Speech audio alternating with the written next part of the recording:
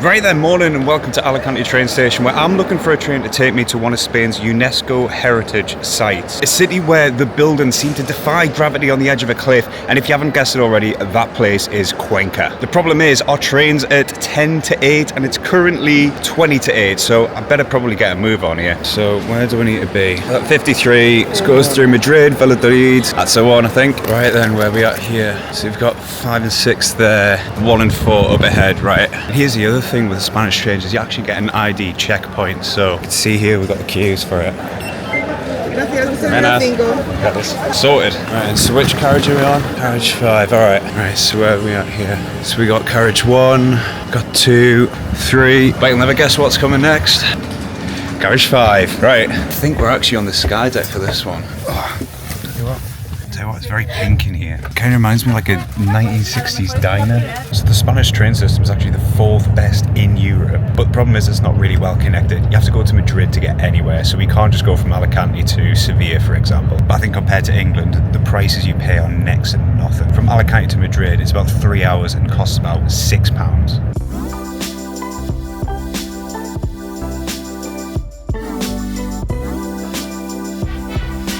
Right then, we've arrived where we need to be, although it's not. So we're currently here, and we need to be in the town centre. So the problem is now, we need to figure out how the hell we get from the middle of nowhere into the town centre. So it looks like there's a bus in 10 minutes, and luckily it's only 15 minutes to get the city. So it looks like once again, Google Maps has saved the day. Just need to find this bus station now. How do we get out of here?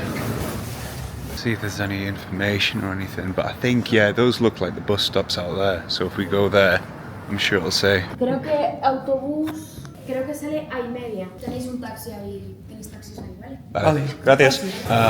Yeah, so we're looking for L1. Oh, look at that. Bang on time.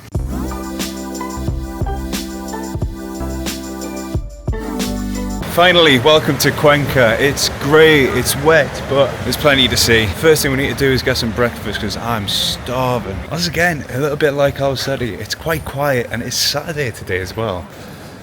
The size of that. So you've got churros, which are the smaller ones, haven't you? And then you've got the porros, which one pretty much does you a portion of about 6 churros. Really greasy, really thick though, but tastes amazing. That was lovely, but it's not chucking it down, it's just drizzling now. But it's that really annoying kind of drizzle. There's not really much shelter around here either. I definitely should have brought the coat. I probably should have checked the weather, but hindsight's 2020. First thing we need to do is get ourselves along here to the main square. So here we go, we got Park de San Julian. These other plants are getting a good watering, myself included here. Don't think anybody else is really around apart from the occasional person walking the dog just to get out. As I said, it's 10 o'clock on a Saturday, so I expected to be a little bit busier. So a few things about Cuenca. It's actually twinned with Cuenca in Ecuador. And the Cuenca over in Ecuador was actually named by, I'm gonna have to get this up, Andres Hurtado de Mendoza in the 1500s, after it reminded him of his hometown of Cuenca here in Spain. And back then, Spanish Cuenca was actually the 3rd largest city in Spain, with about 50,000 people living here, and it was a huge commercial hub for the entirety of the Iberian Peninsula. But since then, it's actually the Ecuadorian Cuenca that's popped off. It's about 900,000 people living there, while Cuenca here has remained at about 55,000, so it really hasn't grown in the past 500 years. I think the rain's letting up a little bit now. It's that drizzly kind. It's more annoying than anything, because you can't tell if it's starting, if it's stopping, and it just gets you that little bit wet and just gets in the way of things.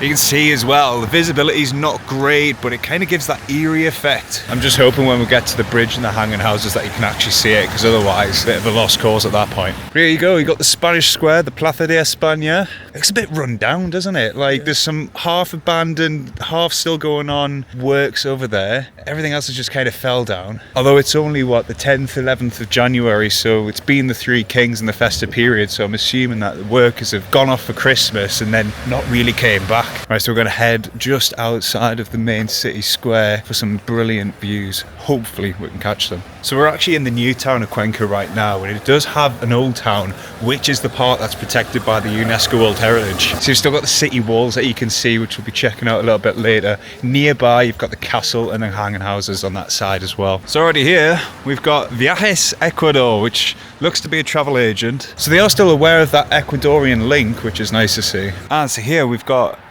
La Cuenca Subterránea, which looks to be one of the refuges from the Spanish Civil War. So they would have camped out here while the bombs would have been dropping on Cuenca.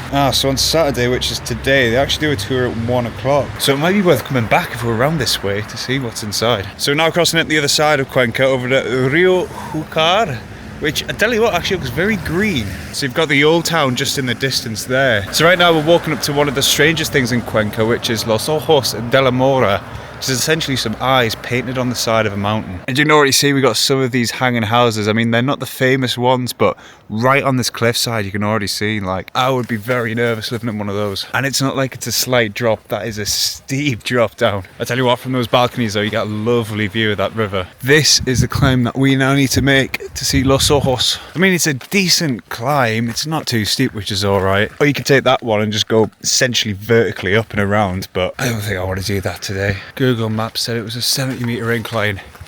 That's a lie. I mean, you've got people running up this. I feel so much fit just seeing that. I just promising myself that it's worth it when I get to the top. Just when I think I was done, I've now got to go off trail for the rest of it. Cool thing about this is that it's actually a natural rock climbing formation. It's just a shame that I can't rock climb. I think if I did, I'd be in that lake in about 5 seconds. And if you want to see what I'm using as a guide here, that is literally it. And I'm on that blue arrow, I think. Mate, where the hell do I go here? Jesus wept, I'm so glad this isn't that slippy. Oh my god, please don't say the fog's gonna cover it. Wait, I could see it, I think. We have one eye. Where's the other one? Well, there's one of the eyes. Where the hell is the second one? Holy, I've just looked as well. This is sketchy. This is my current view. I've just came up all down there. Mate, I'm going to keep this quick. So it was actually painted by an anonymous painter, and it was pretty much a Romeo and Juliet story. It was a Christian man and a Moorish woman, obviously forbidden love, couldn't be together, and these eyes symbol the fact of looking over onto the city on their forbidden love. I've got to get back down. Oh god. Alright, here we go. Oh my god, it's actually a bit slippy as well. Shh. This was a terrible idea. I am actually worried here. I've just basically got to take my time and make sure that I'm stepping in the right places. I can't believe I only saw one of them as well. I have no idea where that second eye is. Always remember, if you're climbing up somewhere, you've got to climb back down it.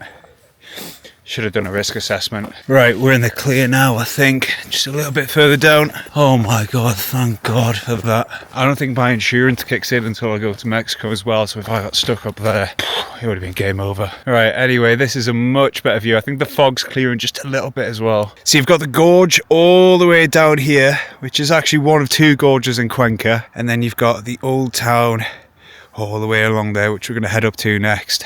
I tell you what, this was worth it for the viewpoint. The eyes though, don't climb up to the eyes. And I've got to climb all the way back down this as well. Right, and we are back. Insurance lives to fight another day. All we've got to do now is climb up that.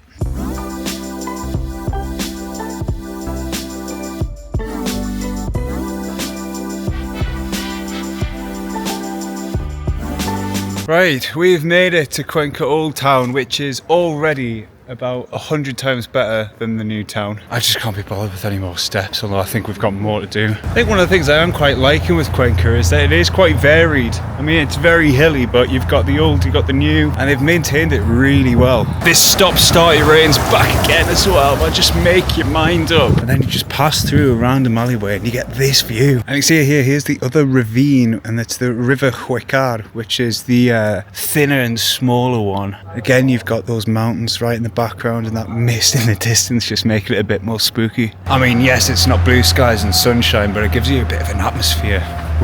¿Cómo se dice silent hill en español? Colina silenciosa. But I mean, wow, look at the street. Look at the colours on these as well.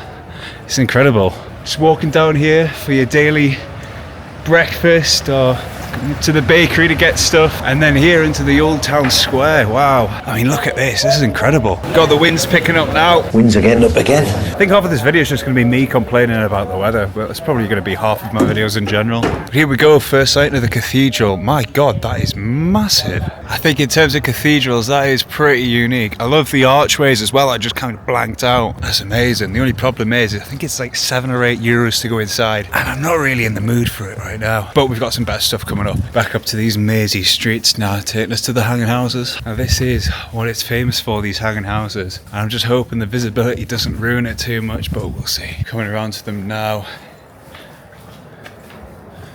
Where are they? Around this corner? Nope, just realised came the complete wrong way. It's back where we were. So here we are from the street view side, and this is the Casa de Sarena, Michelin star as well, fine dining. Again, my budget does not allow for fine dining, so I'll find somewhere a bit cheaper later. So here you've got the museum, and then here you've got the restaurant, which are the two things still in the remaining three hanging houses. So that is the San Pablo Bridge, which does have a really interesting history. So right here is actually I think that's the restaurant on this side, and then just around the corner you'll have the museum. So the hanging houses were actually built in the 15th century, and over the years they've been used as council houses, private housing, and now a restaurant and a museum. And actually this entire gorge used to be filled with them, and I'm guessing they just either fell down or were pulled down because of the erosion on the rock. So it does beg the question of how long that one is going to stay up. And this is the Bridge of St. Paul, San Pueblo. So again, like the hanging houses, this was built in the 1500s originally, but it is not the bridge we're walking on today. So the original bridge was built out of stone, but because of massive snowfall repetitively, it ended up collapsing. So then in the 1900s, they ended up rebuilding it out of iron and steel. So hopefully this lasts a little bit longer than that. I tell you what, even now it is a bit sketchy crossing it. It's only wood on the bottom and it's bouncing like this.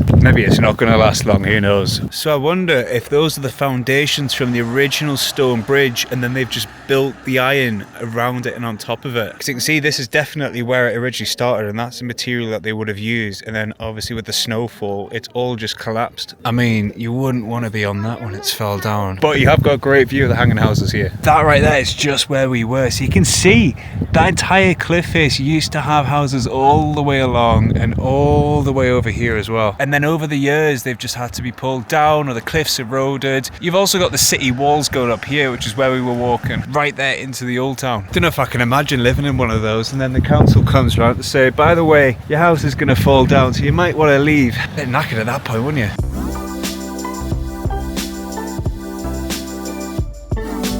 There was about 3 times walking across that bridge where it just dipped down because there was about 4 people on the same plan. I'm glad I'm off that. Once again, health insurance hasn't kicked in yet. One final push for a final viewpoint. We march again up these bloody hills. When you think about it as well, the people that used to live here in the 1500s having to climb up these hills every single day to get food and water or get back home from wherever they were, compared to modern day where we might even commute to an office and spend 8 hours sitting at a desk, commute home 20 minutes, probably driving or getting public transport. Of course, people were a lot fitter back then, and I think that's one of the things that we've lost in modern times. It's just general fitness. So this is your call to get out, go for a walk, go for a run, climb a hill, and just get that blood flowing. You'll never believe this. So when I was looking for Los Ojos de la Mora, that is what I was looking for. So the other eye was on the other side. I can't believe I climbed that for nothing. So back when the Romans had the Iberian Peninsula, which was Spain and Portugal, they actually didn't settle in Cuenca. But when the Moors actually captured it in the 8th century, they noticed the clear strategic value of its position between the two gorges. And that's why they decided, as you would guess, to build a castle. You've got this that kind of just looks a little bit like King's Landing. And then when you turn around, you have Castillo de Cuenca. Now the major problem with this castle is that it no longer exists. As you can very clearly see, nothing remains of the actual castle, just the fortress walls right here. I probably should have mentioned that before, sorry if you got your hopes up. But then the highest viewpoint here, just the castle wall here, you've got the old town of Cuenca, and then in the distance you've got the new town, the hanging houses, and the San Pablo Bridge right there. And that's it for our tour of Cuenca. So if you're new around here, make sure you subscribe and like the video if you enjoyed. So thank you so much for watching, and I'll catch you in the next one.